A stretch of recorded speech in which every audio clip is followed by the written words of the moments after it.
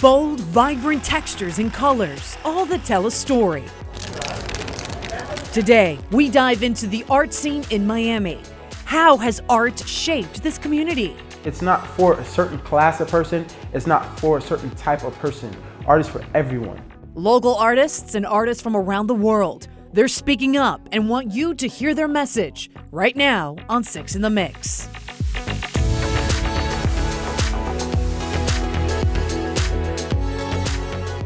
I'm Roxanne Vargas. Thank you for joining us on this special edition of 6 in the Mix. We're coming to you from the heart of Wynwood, one of the most brilliant, vibrant, boldest neighborhoods in the entire world, most photographed as well. But it hasn't always been this brilliant and this bold. It took a lot of time to get here. So today we are diving into the Miami art scene and how Wynwood has helped shape it moving forward. Here's more with an influential figure who has helped make Wynwood what it is today.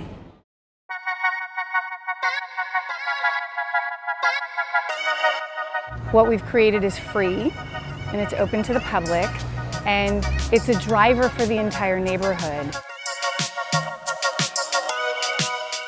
The mission of the Wynwood Walls is to bring art to as many people as possible. The original concept was to create a town center in the middle of a neighborhood that was an emerging neighborhood. And so to bring artists from all over the world to the epicenter of what we believed to be one of the most creative neighborhoods in the world, and that was our goal for this neighborhood, is a really extraordinary mission and an extraordinary project, because from really nothing, we have welcomed over 1 million people a year into the Wynwood Walls. Goldman Properties is a company that revitalizes neighborhoods, and it was founded by my father, Tony Goldman. And it's really about taking neighborhoods that are dilapidated and crime-ridden and hopeless and turning them into something that is thriving and really a global destination. It's also important to understand kind of the essence of a neighborhood. And what was here was already graffiti and street art, and it was in a lot of places. And I think what we did was just a function of curating it and coming up with a global idea that, as it turns out, has resonated.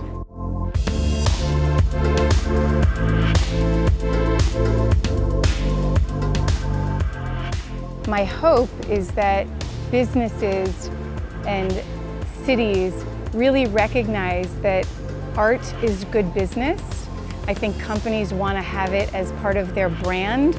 They want to be able to connect with people that want art, people that even just to look at something beautiful, because it changes your energy. I mean, it changes my energy, and I know by looking at the faces of everybody around here, it changes their energy. And who doesn't want to have that beautiful energy?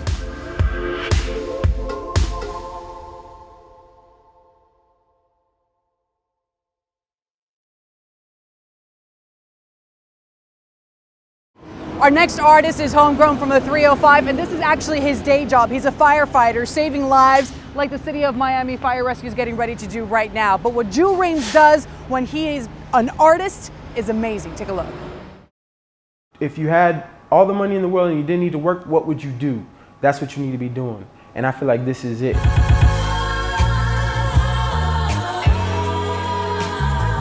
My friend told me this one time. He said, a lot of people can paint. He's like, but what else are you bringing to the table?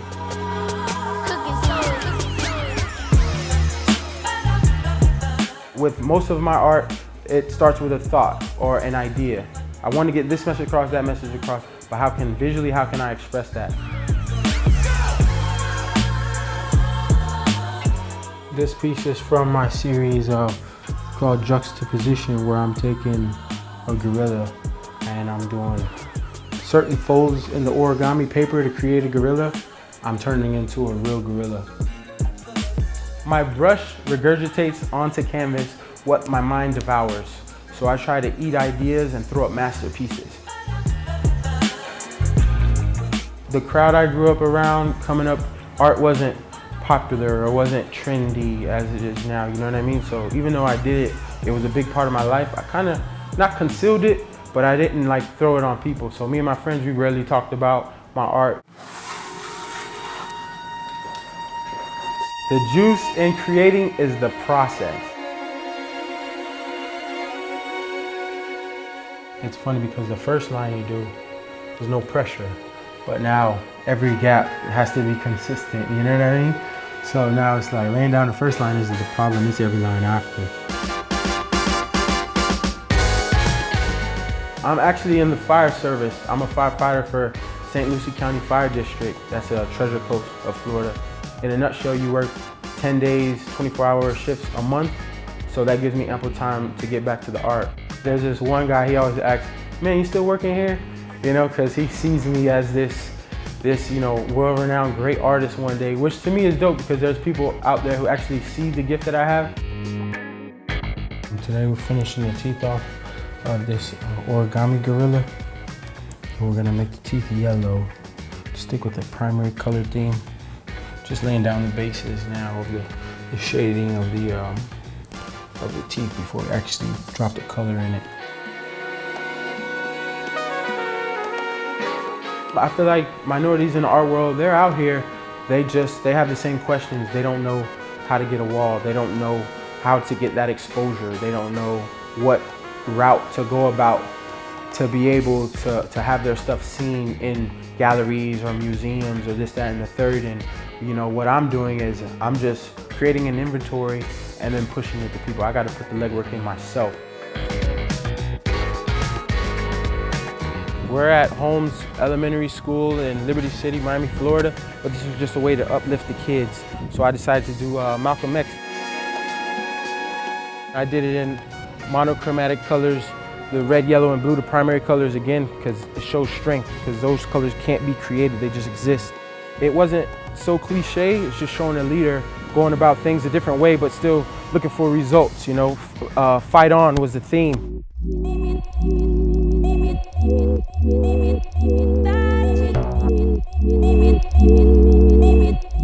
One of my partners, actually Ron, he was actually close with Drew already, and he had some pieces in before, and you know, Drew, we kind of just gave him, yo, you can have a whole wall because we love his work that much. It's kind of like an alien coming down, stole his shoe. The guy's kind of kicking the other alien, telling him, hey, I want my shoe back. It's just something people come here and they love it. It's kind of like our signature piece for Token.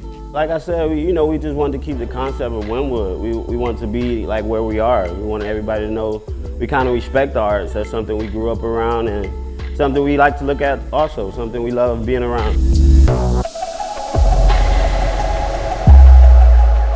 I have a good friend I grew up under. He's just from, you know, the local neighborhood. He's not really into art, and he literally texted me one day. He's like, man, you're making me get into art because I feel like what I'm doing is I'm showing my culture, I'm expressing it in my art so he can relate to it.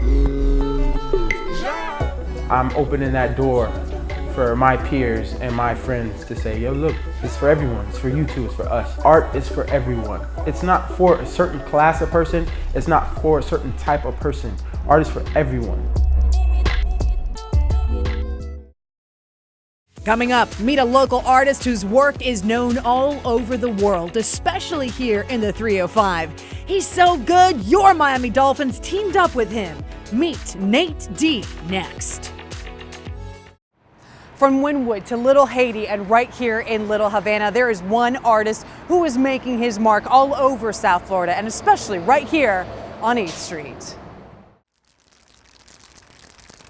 I've always done art my whole life, like when I was a little kid. It wasn't necessarily good when I first started, but I loved it, so I took to it and I got better quick.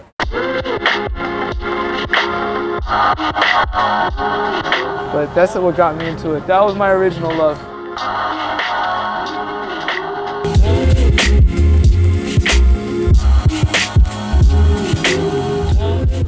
Basically, when I was younger, I had a babysitter who was a family friend. He was like a college student.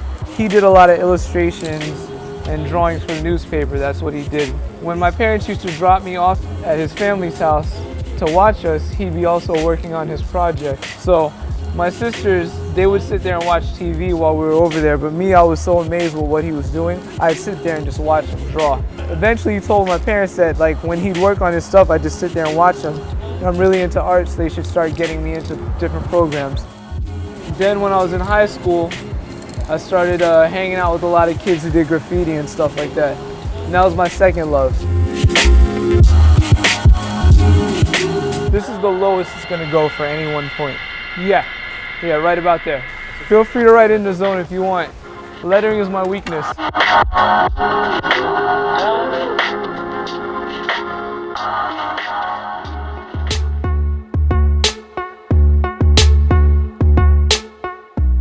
The Dolphins came to me and approached me, and they had an idea for an activation. They were pairing up with Bud Light.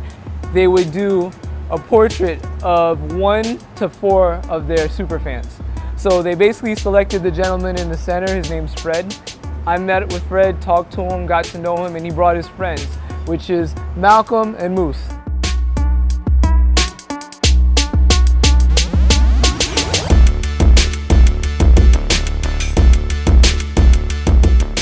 I mean, I've seen Nate's work all throughout Wynwood and throughout the world, really. So just to be here, you know, it's I don't know, I'm kind of short on words, man. It's pretty exciting for me. The minute I looked at them, I looked at Serge and I nodded my head. I was like, these are our people, you know? You always get like people portraying Miami from like an outsider's point of view, you know what I mean? And with this mural, this is like the heart and soul I'm trying to at least capture.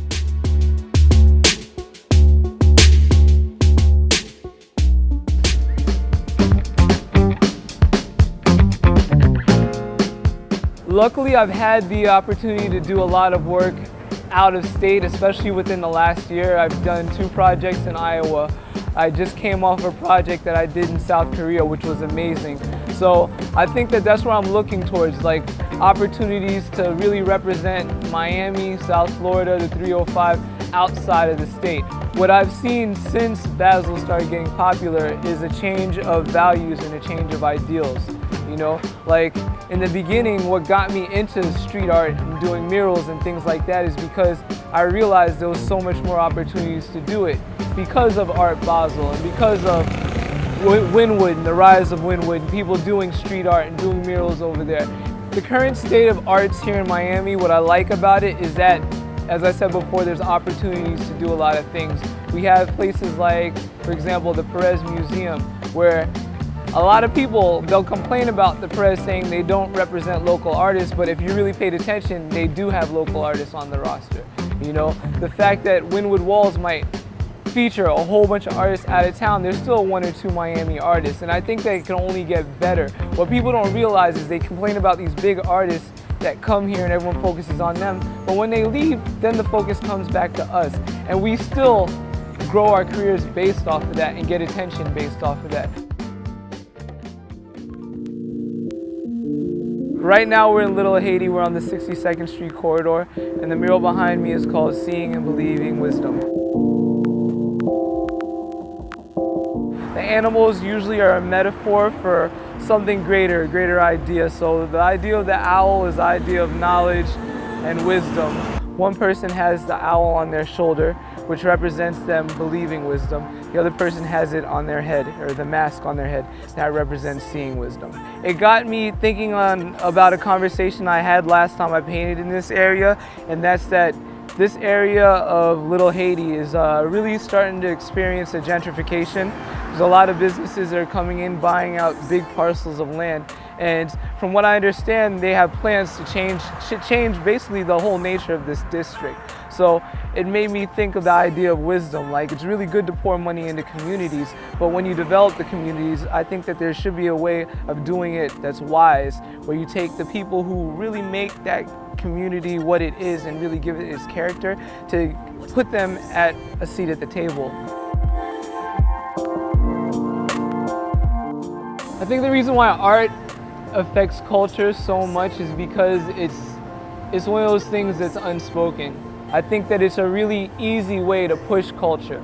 It's the face of culture. But when you think of the arts, especially visual arts, all these things, they tap into something that's in you that's innate, that you can't even really put your finger on, but it still is touching that button and pressing that button in all of us. Because of that quality of it, it's used to create change. It's used to create value, whether it's perceived value or actual value.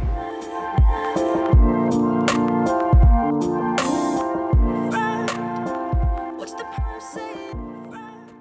take a look at this. Can you believe that painting murals is not this artist's specialty? Audrey Kawasaki is awesome, and so is her empowering message for females. You'll hear it next. Take a look. You see a busted chair, a bunch of boxes, a bunch of garbage, right? But not to artist Bordalo II. He's out of Portugal and he sees these pieces and he can't wait to give them a new life in his art and hopes to start a very important conversation.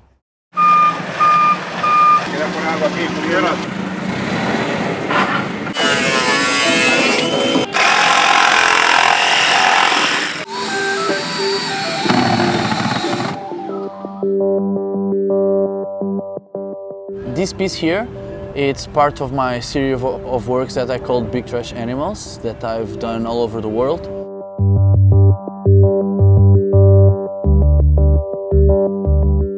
I choose a flared panther because it's one of the local animals endangered.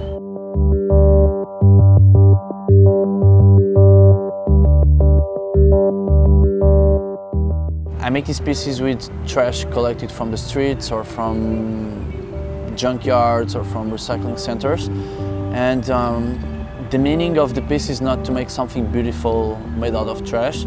That's probably the bridge to the main goal, that's make people think about what's behind the piece. I mean, we are destroying the world with this life that we're living, with all the consumerism, with the pollution, contamination and everything bad that we're doing. And this piece is like, it's an image of the nature, it's a portrait, and it's about making an image of the victim with what kills it.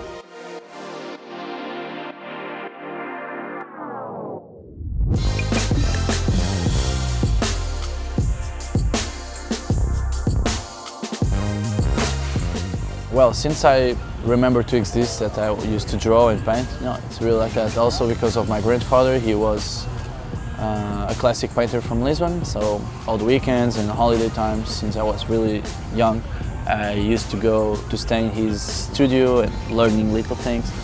Then when I was young, I did a lot of graffiti in the street, like illegal stuff. The work that I'm doing, it's a mix of the experiences that I had in the street.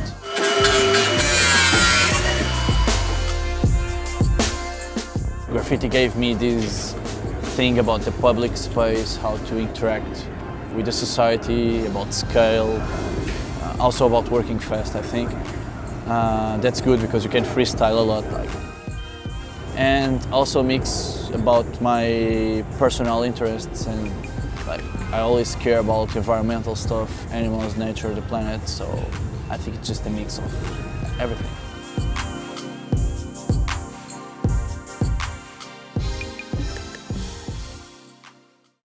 The female empowerment movement has been a huge topic in our society and certainly a large one in art as well. Muck rocks. She has a lot to say. She says it here on our walls here in Wynwood. Artist Audrey Kawasaki, she has a lot to say, and she's saying it with her mural. My name is Audrey Kawasaki. I'm an LA-based artist. I usually work in my studio on, 2x3 panels.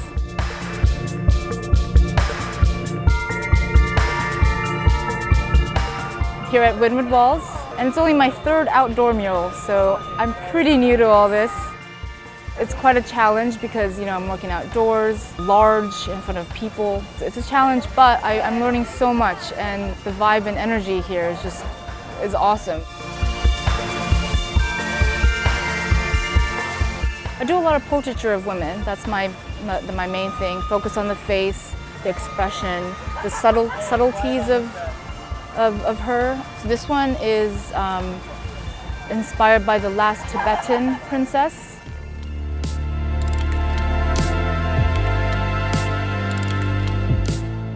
She is with her spirit animal, which is a ram, and they symbolize fierceness and determination, drive, strength and courage, and fearlessness.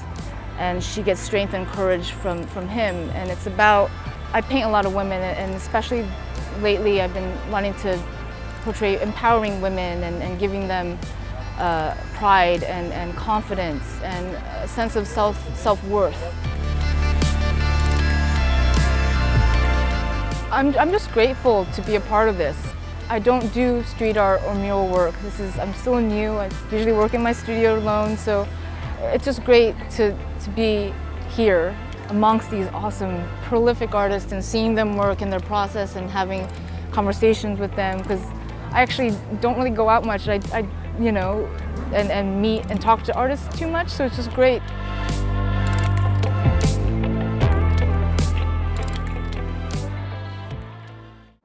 Our final artist is from the Netherlands. His name is Leon Keerd. He poses quite a question for you. When admiring any art, is it really the art you're admiring, or is it the love of self?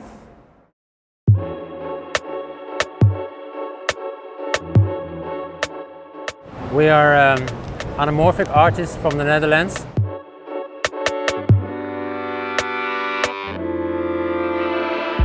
We use a special perspective technique to work with our art.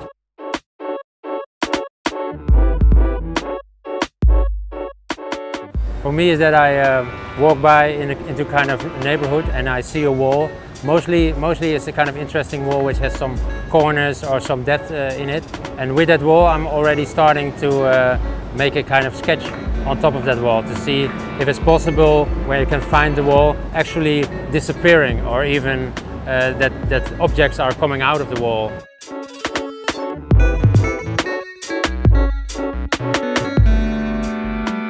Well, the message in this artwork is about selfishness. You could see around here, especially in Wynwood area, that people are really fond about the art, but sometimes I ask myself, are they really fond about themselves, or is it just about the art, because they're always taking selfies and the artwork is a kind of blurry background. So this is about explaining that the forced selfies could blur upon your own existence as a human being. If you are too much focused on yourself, then you can't be present there anymore for other people. It's a kind of losing your identity in that matter. My work is also a little bit more playful than others, so you could see that there's a message hidden inside the artwork, but it could be also just for fun. So you could also play around with the artwork and just enjoy and take some pictures and be also part of the illusion. For me it feels like I do what I like to do, and therefore it's the only thing I can do. I think so. Why do something else?